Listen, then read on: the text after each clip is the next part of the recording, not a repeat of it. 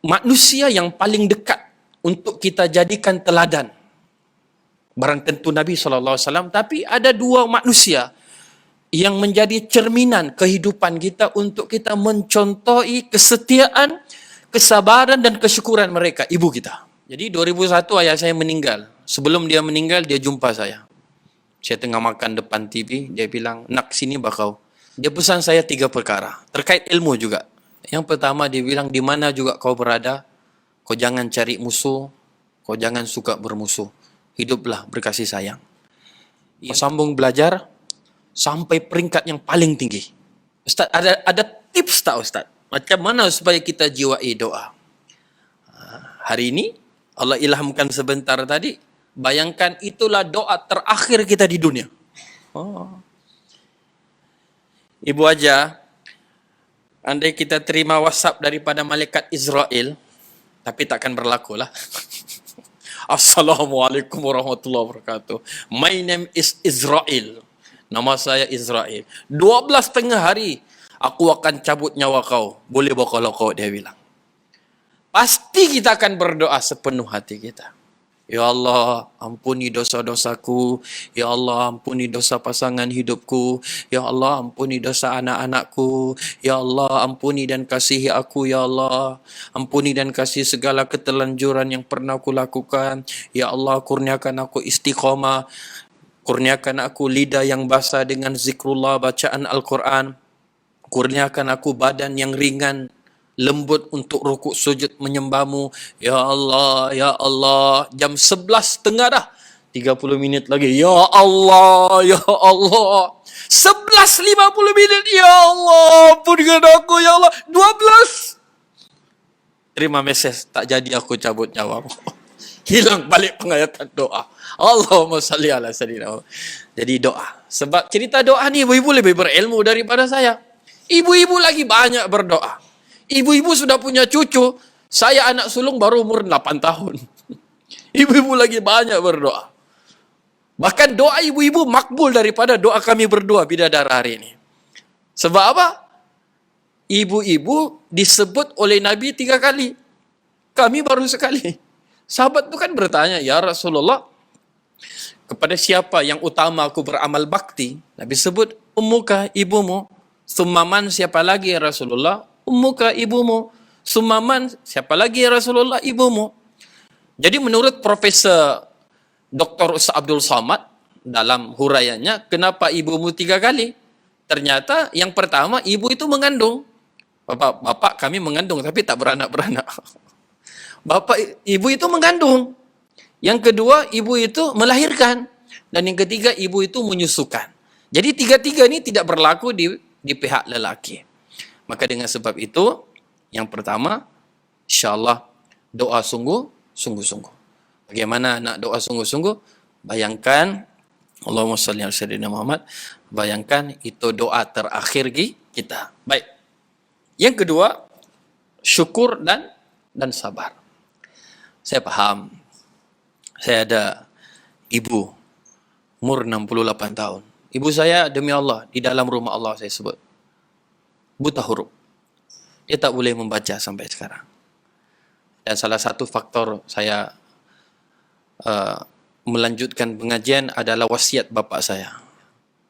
Mudah-mudahan anak-anak ibu-ibu lebih kuat daripada saya. Saya dulu nakal. SPM saya 3 kali. 2000 saya SPM kali pertama saya gagal. 2003 saya mengulang. 2005 saya mengulang. Rupanya Allah takdirkan saya cenderung kepada agama. Jadi 2001 ayah saya meninggal. Sebelum dia meninggal, dia jumpa saya. Saya tengah makan depan TV. Dia bilang, nak sini bakau. Bilang, apalah bapak ni? Aku tengok TV ni. Bikin panas kau ni pak. Aku tengok TV. Itulah saya. Dia bilang, sini kau nak. Masa tu dia tengah sakit. Dia pesan saya 3 perkara. Terkait ilmu juga. Yang pertama dia bilang, di mana juga kau berada, kau jangan cari musuh, kau jangan suka bermusuh. Hiduplah berkasih sayang. Yang kedua, bapak tahu, tahun lepas kau gagal SPM. Kau sambung belajar sampai peringkat yang paling tinggi. Dan ibu saya memang buta huruf. Kalau anak-anak kami kirim duit, kalau dia ke BSN itu, bukan dia tekan mesin tu. Pak Gad yang tekan mesin. Sebab ibu saya tak boleh tekan. Jadi, syukur dan sabar.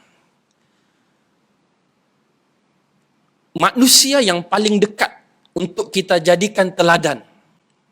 Barang tentu Nabi SAW, tapi ada dua manusia yang menjadi cerminan kehidupan kita untuk kita mencontohi kesetiaan, kesabaran dan kesyukuran mereka, ibu kita. Saya ingat lagi masa 2001. Ibu saya masak pakai kayu api masa itu. Ibu saya masak pisang goreng. Cerita ni nampak macam remeh-temeh, tapi sampai sekarang segar dalam ingatan saya. Dia masak pisang goreng. Saya kata, "Mak, tak sedap mak kalau minyaknya sikit, tak rangup itu pisang." Ibu-ibu faham tak? Saya bilang kasih banyak minyak dia, mak, supaya rangup. Jangan, kita perlu jimat cermat minyak ini. Mahal minyak ni. Allahu Akbar, saya ingat lagi. Jadi, sabar ibu pun begitu juga. Ibu saya. Saya ada seorang adik, sekarang umurnya 30. Dia pernah diuji oleh Allah, gila isim, tahu gila isim? Dia suka berguru. Dia suka membaca, tapi dia tak suka berguru. Jadi satu hari, dia panggil saya. Ini kesabaran ibu saya, sehingga adik saya tadi jadi ustaz. Dia ustaz. Jadi ibu saya bilang, adik saya bilang, "Bang, sini kau." Bilang, "Kenapa?" "Malam tadi aku mimpi," dia bilang. Ini cerita betul di rumah Allah. Saya bilang, "Apa yang kau mimpi?" "Malam tadi malaikat Jibril datang bagi aku." Bilang, "Matiklah aku. Kenapa sudah adikku ni?" Dia bilang malaikat Jibril, "Aku ini Nabi terakhir selepas Nabi Muhammad." Saya bilang, tak betul tu. Dia bilang, "Kau jangan kasih tahu mama." Dia bilang, okeylah. Tapi saya fikir, macam mana nak atasi adik saya ni? Bila saya keluar, saya pulang rumah, mama saya dah sedih dah. "Kenapa kau menangis, mak?" "Adik mau cerita," dia bilang Nabi. Tadi dia bilang jangan kasih tahu mama.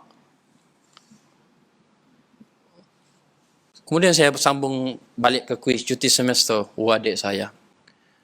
Dia belasah ibu saya. Dia sepak terajang ibu saya. Dia tumbuk ibu saya. Ini kesabaran, tuan-tuan. Tadi syukur. Walaupun cerita minyak makan saja kan. Tapi ini sabar.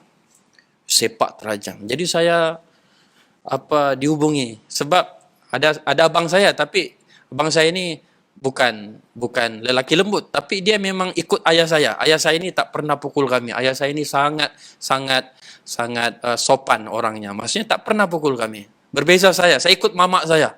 Mamak saya ini sangat tegas. Periuk belanga, sendok semua pernah kena dekat badan saya. Jadi mamak saya bilang, "Kau pulanglah. Kau saya paling ditakut oleh adik." Saya pun pulanglah. Saya tengok hancur rumah kami. Masuknya almari, pinggan, mangkuk, dapur semua dah dekat bawah rumah dah. Saya tengok adik saya pun kening dia tak ada dah masa tu. Nak beritahu ibu-ibu, kesabaran seorang ibu dan juga keyakinan yang akan menjadi kesimpulan ketiga kita. Akhirnya, ringkas cerita, adik saya sembuh dan menjadi seorang ustaz. Satu hari saya tanya ibu saya, masa saya pulang ke kampung di Ladatuk. Bilang, "Mak, tapi cakap Bajau lah, saya orang Bajau." Saya orang Bajau. Di Sabah ni ada 40 etnik. Setiap etnik tu ada pecahan. Bajau pun ada 10 lebih. Kadazan lagi lah banyak, 32 lebih. Sebab tu kalau nak ke Sabah, pening kita. Dia ni Islam ke bukan Islam? Jadi, saya bilang dengan mamak saya, saya bilang, "Mak, apa yang mamak buat sampai adik saya tu Muhammad Yasin namanya. Sampai si Yasin sembuh?" Dia bilang, "Dah ada juga nak. Tapi ada dua lah mamak buat yang mungkin mamak boleh kongsi. Yang pertama, setiap kali mamak masak nasi untuk dia, mamak baca surah Al-Fatihah dan berdoa serta berselawat." Aku bilang, sangat menyentuh hati saya. Cerita ni pun kesabaran. Allahu Akbar. Yang kedua, mamak baca Yasin selepas subuh dan selepas asar. Mudah-mudahan berkat Yasin, adikmu si Yasin sembuh, dia bilang. Oh, Yasin ni. Dan memang sembuh. Dan sekarang dah jadi ustaz. Jadi syukur dan sabar ni guru-guru kita mengulang-ulang, ia adalah sayap untuk kita menuju syurga, menuju redha Allah Subhanahu Wa Taala. Salah satu tidak ada akan terjejas dan ada keterbatasan. Jadi ibu-ibu bersyukur, para bidadari syurga sekalian bersyukur sebab sehat. Saya ada seorang kakak ipar. Saya cerita dengan harapan doakan kakak ipar saya. Hari itu dia beranak pembedahan, anak kedua, lelaki. Dan sebelum pembedahan itu, anak dikeluarkan, dia dibedah sebab ada ketumbuhan di usus dia.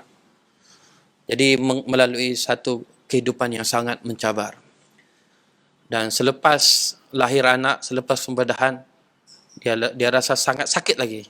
Kemudian didapati sis itu tumbuh lagi di usus dia. Jadi dia lama ditahan di Hospital Serdang dan dibedah. Dan yang terbaru rupanya tumor. Dan dia perlu melalui ada istilah tu yang sampaikan gugur rambut tu, apa namanya tu? Kimo. Dia perlu lalui kimo. Dan anak kedua kakak ipar saya tu isteri saya jaga sekarang dekat Kajang. Maksudnya di usia anak bayi dan di usia kakak ipar saya, isteri saya 28, kakak ipar saya 29. Di usia muda itu Allah uji seperti itu. La yukallifullahu nafsan illa wus'aha. Sebab dia mampu. Kalau kita pun tak mampu. Jadi masing-masing kita ada ujian. Ibu-ibu ada ujian. Namun peganglah satu ayat Allah yang menjadi penguat kita sebenarnya. Dan ayat ini turun tatkala Nabi Muhammad SAW dan bersama sahabatnya Sayyidina Abu Bakar As-Siddiq di dalam Gua Thur. Kan ketika itu mereka dikepung dan sedikit lagi mereka akan didapati. Dan Abu Bakar ketika itu dalam keadaan sedih. Lalu Allah ceritakan peristiwa bahawa baginda Nabi Muhammad SAW berkata li sahibihi kepada kawannya tadi, sahabatnya tadi, la tahzan innallaha ma'ana. Jangan bersedih, sesungguhnya Allah bersama kita. Bukan mudah menjadi seorang ibu tunggal, sama ada kematian suami ataupun Allah takdirkan berpisah, bukan mudah. Peringatan untuk diri saya, kekal dalam syukur dan sabar. Dan ada satu ayat Allah, isbiru wasabiru, bersabar di dalam sabar. Wih, tinggi itu. Orang sahabat bilang macam saya sebut tadi, isbiru wasabiru, kaja ini isbiru wasabiru, bersabarlah di dalam sabar.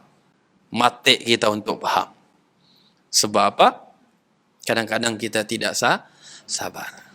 Jadi Allah itu dekat dengan kita. Jangan kita menjauh dengan Allah Subhanahu Wa Taala. Allah itu menjamin, mintalah pasti aku makbulkan. Cuma kita kadang-kadang main-main minta, ibu-ibu sekalian. Lagi dahsyat, Bismillah, ya Allah, macam biasa, ya Allah. Amin ya Rabbal Alamin. Bukan di sini, di Sabah. Nauzubillah min zalik. Doa sepenuh hati kita. Jadi